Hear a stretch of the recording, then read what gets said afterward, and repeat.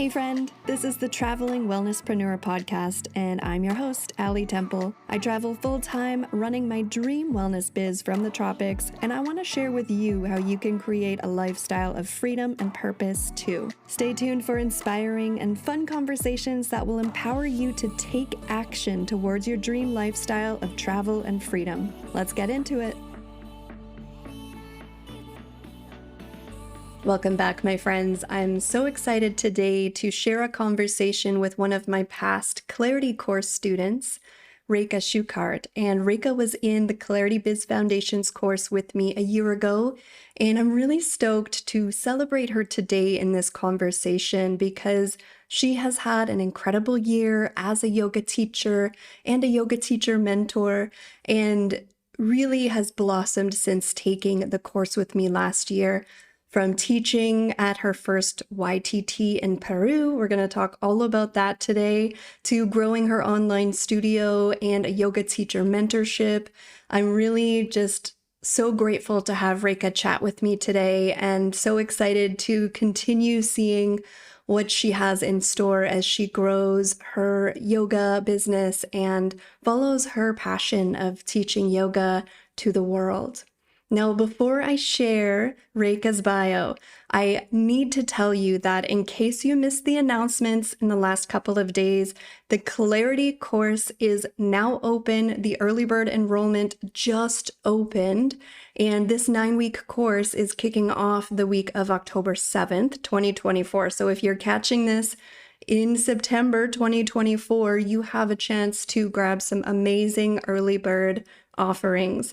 So this 9-week course is a group program for yoga teachers and healers that will guide you step by step through growing a global client base of dream students and prepare you for launching and filling your future retreats and other paid offerings and making consistent monthly income working solely for yourself. This course is something I've created really over the last 4 years of my own experience growing my remote healing business. And some of the things that you'll be learning in this course over our 9 weeks together are things like simple time-saving strategies that actually work to connect with your ideal students on social media, how to dial in your niche for effortless sales. You'll get a step-by-step process to grow your email list in your sleep. You'll learn how to build the confidence you need for seamless self-promotion and a whole lot more. So the October 2024 live launch actually also includes 3 bonus live group trainings throughout our 9 weeks together. And this is going to give you extra accountability, support, and help you maintain your momentum and really make sure that you are implementing the curriculum with ease as you go through the course. So when you do enroll by September 30th, you're going to receive some awesome early bird bonuses and savings.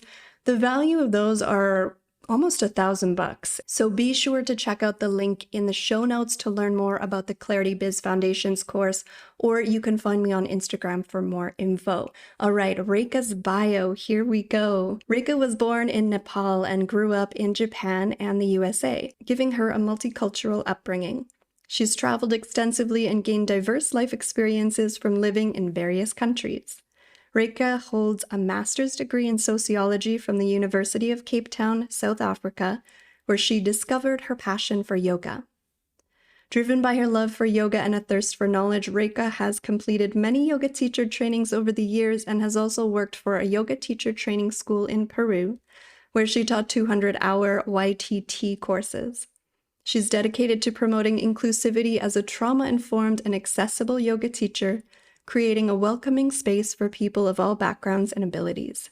In her classes, she encourages students to stay present on the mat, fostering self-inquiry and exploring the connections between alignment, breath, and the mind-body-spirit relationship for a conscious yoga experience. So be sure to check out the links in the show notes, not only for the Clarity course, but also to learn more about Reika, to connect with her on her Instagram, and to check out her podcast as well. It's called the Full-Time Yoga Teacher Podcast, and I was actually just a guest on her podcast, and that should be coming out very shortly too. Now here's my conversation with Reika. Reika, welcome to the podcast. It's so nice to get to connect with you in this way. Why don't you start off by just letting us know where are you and how long have you been there for? I am currently in Long Beach, California. That's in Southern California. Long Beach is part of Los Angeles, LA County. And how long I have been here? I went to university here. So I was here from 2006 to 2010, and I left. I traveled for a bit. I lived and traveled and worked abroad and all over the place, and then came back when I became a yoga teacher. So for the second time around, I've been here for almost 8 years, or maybe even almost 9 years. It's been a while. Nice. And I know you have done a lot of traveling. And for one, you spent, was it 4 months in Peru this past year, this summer? And I want to hear, we're definitely getting into that. I want to hear all about that. You were helping facilitate some yoga teacher trainings. But let's go back a little bit more first before we come to this year. And can you tell me a little bit more about your travel experience when you finished school the first time in Long Beach? Where did you go after that? After I graduated from my university in Long Beach, I was a sociology major, and I traveled to South Africa right away, like less than a month after I graduated. I went to South Africa to do my master's degree at University of Cape Town in sociology. Mm. I was there for about 2.5 years living in Cape Town. Wow, I didn't know that about you. So how did you find that experience? Did you like being there? I loved Cape Town. I loved South Africa. I learned so much about the country, but also about the world and also about myself when I lived in South Africa. At the time when I lived it, it's such a beautiful country, but at the same time, it's also somewhat challenging of a country to live as well. But I met amazing people, community, classmates, as well as I learned how to dance salsa when I lived in Cape Town. Mm. So I had a really amazing salsa and dancing community there. So I really want to go back and visit again soon. It's been over a decade since last time I was there. So I left in 2013. So definitely it's time to go back and visit. Was that kind of where the travel bug came from, do you think? Or did you travel a lot growing up as well? I traveled a lot growing up. I was born in Nepal, which is a small Okay. country above India for anyone who's not familiar. And I left Nepal when I was a baby, 1 year old, lived in Japan. And I Mm. grew up in Japan till I finished my elementary school and moved to United States. And even in the United States, I lived in Colorado and in California. Traveled a lot in between those times, but since then, South Africa, and I also lived in Hawaii, and I worked with travel companies after university. So I ended up traveling a lot with the travel company I worked for, lived in Nicaragua for a little bit, so kind of all over the place. And yeah, so I think my travel bug started really young. Both of my parents have been a huge traveler and expats their whole life. So I think it's kind of in my blood. Oh, yeah, definitely. Wow, so you grew up in Japan. I didn't know that. Yeah, Amazing. That must have been such a big shift when you came to the US originally.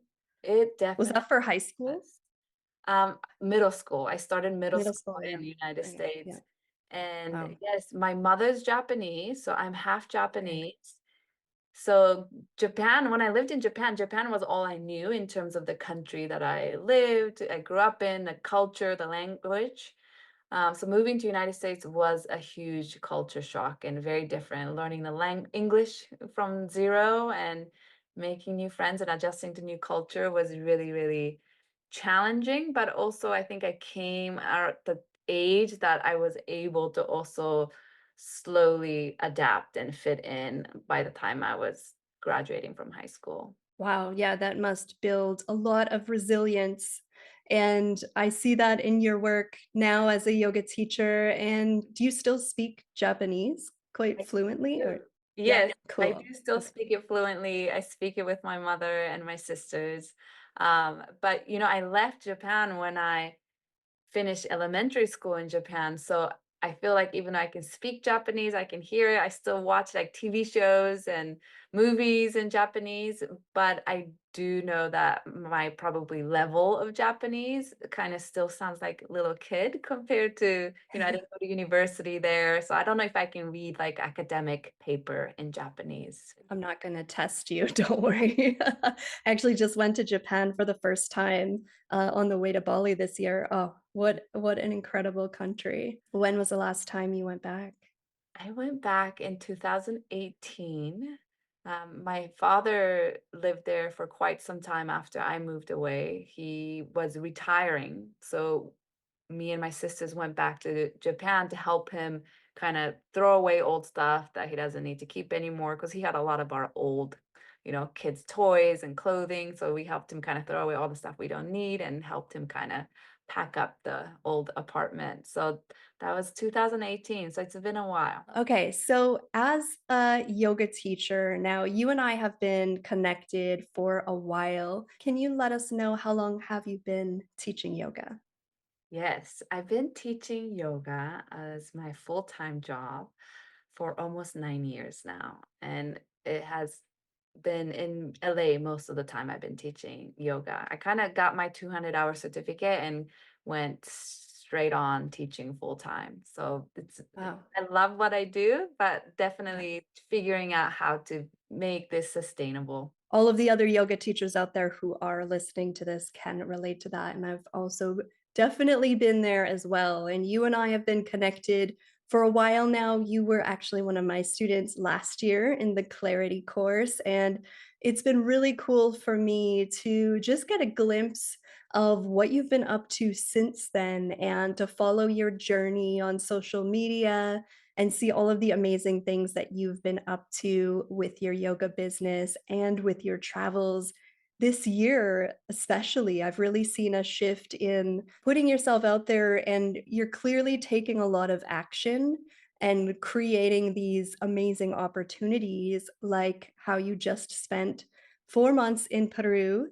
Can you tell us a little bit about what you were doing there? Yeah, I was able to find a job and get hired for a yoga school in Peru called Moksha, and they're located in the jungle part of Peru in Moyobamba. And I was hired to teach yoga teacher training there. So I was teaching 200-hour yoga teacher trainings for 4 months, and I taught four different trainings. So it was four different groups that I taught over 4 months in Peru. It was an amazing Wow. experience, and I loved it. It was so much fun. That's so cool, and was that your first time traveling to teach at trainings? Yes, first time traveling to teach. Definitely. Mhm, I've been wanting to travel and teach for some time, and I really mhm, looked up to teachers who were really making this into reality, including yourself. And yeah, so I was very excited to get offered for this position and actually was able to organize my life in a way that I could take off for 4 months. And mhm. it's been a wonderful, wonderful experience. It was really fun for me. Yeah, I bet. So can you break down for those who are listening and thinking like, "I would love that kind of opportunity." How did you find this opportunity, and, what were the steps you took in order to make it happen? Yeah. So there's a website called Yoga Trade and yogatrade.com, I believe. And on the website, if you sign up for their annual membership, I don't know if you might be able to sign up for monthly, but most people sign up for annual membership. It's very affordable. It's maybe 30 or $40 for the whole year. And once you have the membership, you have access to be able to see all the job posting for yoga teachers all over the world. And it's not only for yoga teachers, you can find job positions for like massage therapist, a Reiki healer. Sometimes it's like a photographer, videographer. Sometimes it's a chef or like a retreat coordinator. So it's not only for yoga teacher, but most of the positions are related to some kind of wellness. And you get to see different postings from all over the world. Some are trade position, meaning you will get to stay there and probably get 3 meals a day for free in exchange of how many hours of work you put in.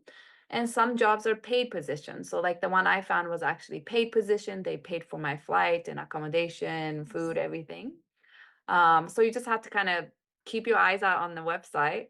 And when I found this job, I applied. I got an email back for the interview. So I did a Zoom interview with the owner of the school. I think I had a second interview, and then I eventually was offered a position quite in advance, almost like 8 or 10 months in advance. So Mm. by I had enough time to kind of organize my life in LA, my teaching life, to make sure I can have a long-term sub for my classes that I had. And I also teach some yoga classes and have online income. So I was able to continue to have different streams of income on top of teaching teacher trainings in Peru. So it was really great experiences. And yeah, it's a great website for yoga teacher who want to look for a teaching job abroad. I'm glad you shared that wonderful resource. And so, had you been to Peru before? I have actually, this was Okay. my third time in Peru. Oh, okay. But Nice.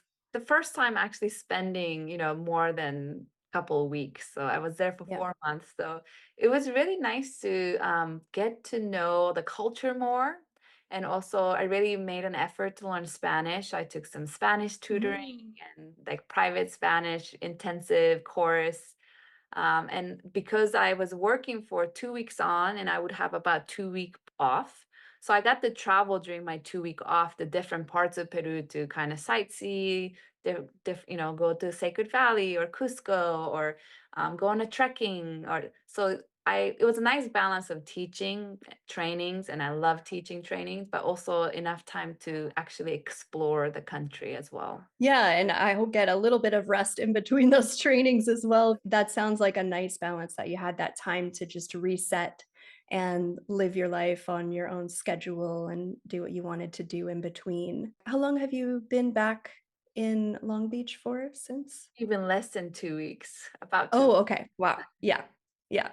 So, I imagine that as time goes, you'll have more time to reflect and absorb everything that happened. But I'm curious if there's anything during the experience that maybe surprised you as your first travel teaching gig. I loved being in Peru and kind of living outside of United States. So I was actually surprised how comfortable I felt. Like I didn't really miss home so much.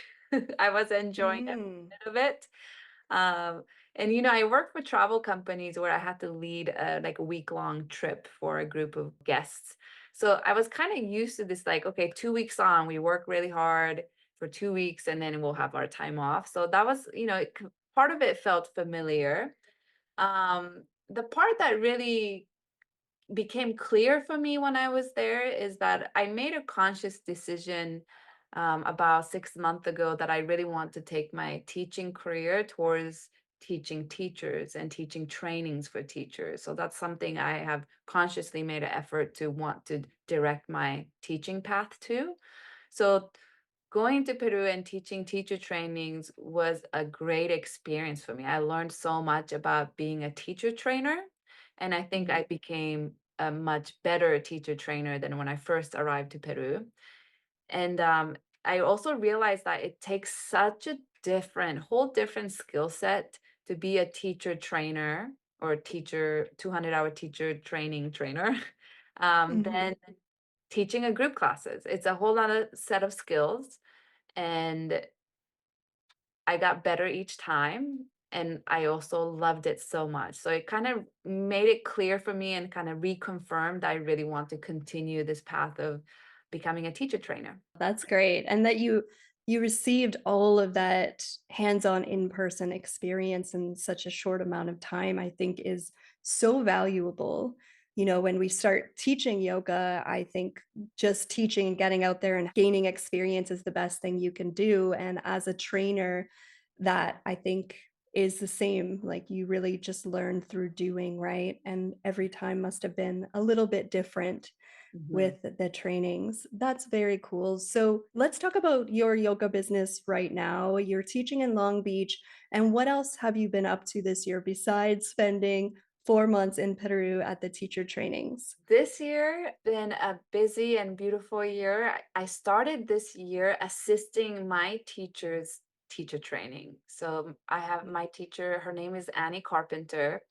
Mhm. She's a pretty well-known teacher. She's also on Yeah. Glow.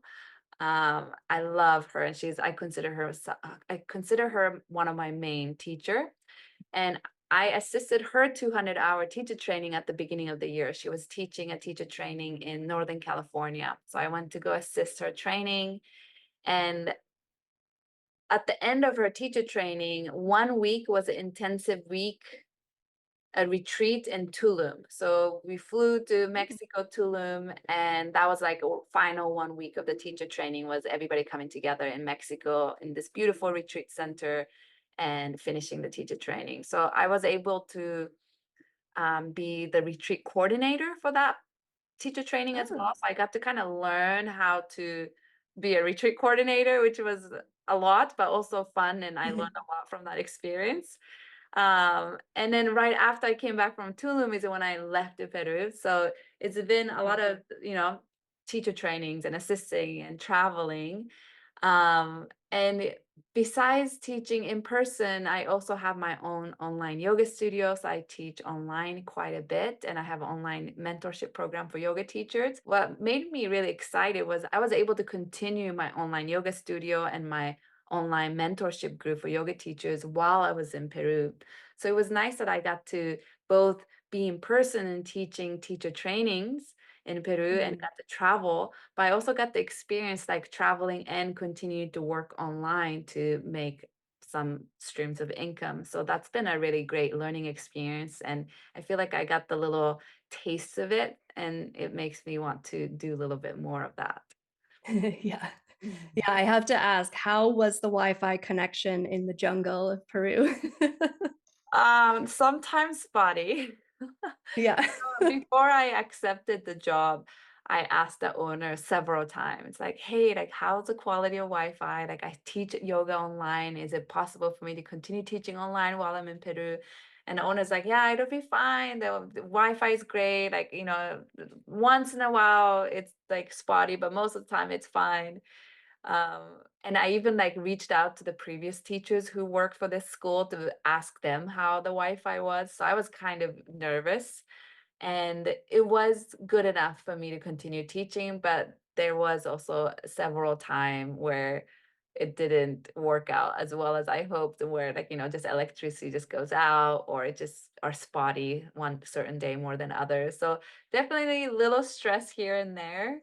And also traveling and teaching yoga, because I teach like live Zoom classes online. So every a hotel or guest houses or hostel or anywhere I try to book, I always have to make sure it has a good Wi-Fi. So that's been like a little more stressful because I can't just book place because it looks great, but I always have to make Yeah. sure the Wi-Fi is good. I try to read all the reviews of somebody who left a review about the internet connection or Wi-Fi. Mhm. Or even like reach out to the owner of the guest house and be like, hey, can you make sure I get the room really close to the router so it's more consistent and strong? So yeah, definitely a little more stressful in that way, that I have to be a little bit more mindful that make sure wherever I go, I have somewhat good quality Wi-Fi. I don't know if Yeah. I've come across these kind of in your travel too. Oh, yeah. Yeah, the things you kind of learn the hard way, I think, at some point, but I'm grateful to create my own schedule, so when I'm traveling and moving around a lot, I really limit the live stuff, but hotel rooms in general, I just try to avoid completely when I have to do anything live or any calls, and try to yeah, like you, I reach out to the Airbnb hosts, and I'll ask them to do a speed test and show me the results, and yeah, you gotta the things that you have to plan around when you're traveling and working remotely. Yeah, for sure. And it really made me think about how it might be beneficial if I travel a lot to create more of a business around pre-recorded content rather Mhm. than live streaming content, because then you don't have to, well, so I don't have to stress too much about the quality of Wi-Fi. But it depends. I feel like my students they love the live stuff so much that Mhm. yeah, so I definitely tried really hard to make sure I can find a place with good Wi-Fi and try to show up to my online classes as much as possible. The yoga membership that you have, do you wanna tell us a little bit about that? Who is it for, and what style of classes do you teach in it? Yeah, so the online yoga studio I started during the pandemic because of the need from my students. And it's a monthly membership fee, or it can be a drop-in if people choose to come drop in. And I teach about four four times a week on Zoom. And all the classes I teach, I record it and put it up on my library on my website so people who missed the live class can still watch the class and practice. And I teach mostly vinyasa. And from what I strive to be, and also from a lot of the feedback I get from my students, is that they really appreciate that I try to make my classes very accessible. I did accessible yoga training with Jivana and accessibility, and using different creative way to use props to make the yoga practice work for whatever need that your physical body may have is something I really love doing. So inclusive and accessible yoga classes online. I also teach full moon and new moon gentle yoga, where we kind of talk about the each energy of the moon of that time. Yin restorative is there, also myofascial release and Mm. yoga. And I have a guest teacher who focuses on mat Pilates. So for people who really want the classical Pilates, there are Pilates classes as well. And a little bit of more like fitness oriented classes if for anybody looking to strengthen their body. But mostly yoga is what I teach.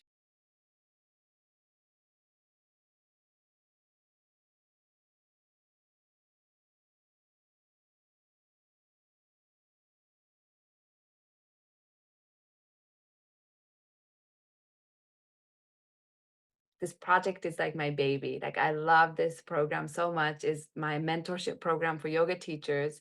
And this was also started during the pandemic because one of my students requested I start something like this, is to continue to offer assistance, support, and also community to support and encourage each other for yoga teachers who finish their 200-hour teacher training. Whether you're fresh out of 200 or you've been teaching for a while, what I noticed that's missing in the yoga world for me was that there wasn't a lot of community and support for yoga teachers, because I remember I had so many questions when I first became a yoga teacher, especially about business, as well as like about yoga and knowledge of yoga and anatomy and alignments. And I wanted to be able to ask somebody these questions, somebody who's been doing this longer than me, who's have more experience than me, to kind of get advice or tips or learn about their story of how they got to where they are, so I can feel like, okay, it's possible for me to walk this path too. So that's kind of why I started the mentorship program, is to continue to support yoga teachers out there who want not only support from me and continuing education from me, but also I built this amazing, beautiful community of yoga teachers that we all show up for each other. We celebrate each other's wins and success. And we also support when somebody has specific questions, or like, this happened to me in my yoga class the other week. What would you have done in this situation? And it's not only me responding it, but the whole community kind of like, oh yeah, this has happened to me before. And I try it to do it this way. So it's such a beautiful unfolding of community that I get to witness from this mentorship program I started. So definitely a supportive community. I also offer continuing education, so like sequencing or cueing or anatomy, as well as philosophy. We do monthly philosophy discussions, mostly from Yoga Sutras of Patanjali, because I love Yoga Sutras. And yeah, community Q&A. I also start bringing guest teachers to teach something that they're strong in, and something specific or their niche specialty that they have.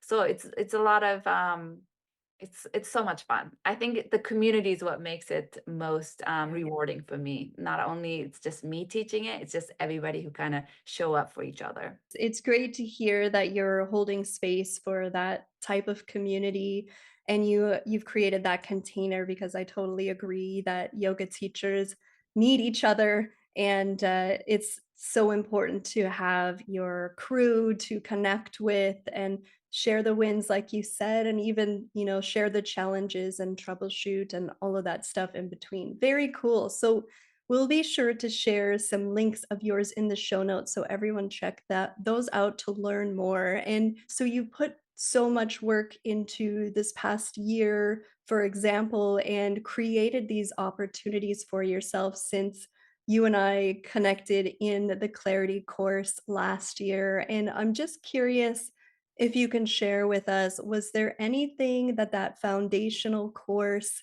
that you feel might have set you up to take flight this year and really grow your offerings and take advantage of more opportunities? Or was there anything that you learned or that you overcame in the process of taking the Clarity course that stands out to you now as you reflect back a year later? Yeah, so many things, but two things that really come to my mind is number one is for me, I was so interested in becoming traveling yoga teacher. And also, I was so interested in building my business towards becoming more location independent. And although I'm not fully there yet, it was so inspiring for me to see you do that. You were traveling and teaching and building your online businesses. And for me, I felt like I saw you living this life that I envisioned I wanted to live. And like I said earlier, with mentorship, I think it's so important to have somebody, a mentor, a teacher that you can look up to that have already walked the path that you are wanting to walk or the direction that you want to go to. So that was something important for me to find a teacher that is doing what I want to do. And a second thing that comes to me specifically from the course that I really enjoyed was social media and how to show up on social media, how to market your offering on social media was a good learning experience for me because I think you taught it in a way to stay very authentic to who you are and really believe in what you're offering. So it doesn't feel like you're a sleazy business person trying to sell something. You're just really sharing what you know is going to be beneficial to someone, and you're sharing maybe your own stories about it and how to approach social media in a way that is less intimidating and in a way that you can kind of show up as who you are rather than trying to be somebody else or trying to look or appear like this Instagram stars you see on social media. So that was very helpful for me, and it gave me a lot of ideas and insights. I remember taking a lot of notes during those courses because a lot of ideas came to me during that time of like how to approach or what kind of content to produce. Yeah, thanks for sharing that with us. And I think it's such a good point that, especially for those of us as yoga teachers or as healers, the social media piece can feel a little bit overwhelming or intimidating. And for me, one of the reasons why I'm sharing the information I've learned in the last 4 years was because I totally felt that I had no idea how to get started with a strategy with social media. And something that I love to share with teachers like you is how we can be more strategic with our time and our energy too. And so that we're not running ourselves too thin and we're generating a consistent income so that we can take time off and take care of ourselves along the way. So it's been really cool to see what you have been doing thus far. And I'm looking forward to staying in touch with you and seeing your mentorship grow and your online studio grow and just connecting with you over our love for travel and other opportunities that come your way. So, Rick, I want to just thank you so much for taking the time to chat with me today. And everyone, be sure to check out the show notes to learn more about Reika and how you can work with her. Thank you so much, Ali. And definitely you are very inspiring, living in Bali and running your own business. And I think that's something not only me, but a lot of yoga teachers look up to. So I'm always very happy and excited to see your updates on social media and how you are doing. So I'm so happy that you're enjoying your time in Bali. And I'm Mhm. also very excited to continue to see where your journey goes from here. Oh, thank you. Yes, and hopefully somewhere in the world we will meet up IRL at some point. Yes, I'm sure we will. Thanks again, Reika. Take care. Bye.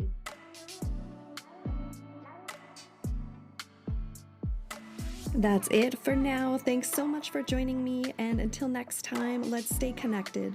Follow me on Instagram at Ali Temple Yoga. Join us in the Traveling Wellnesspreneurs Facebook group. And if you enjoyed this episode, please take a minute to subscribe, rate, and review the podcast. See you next time.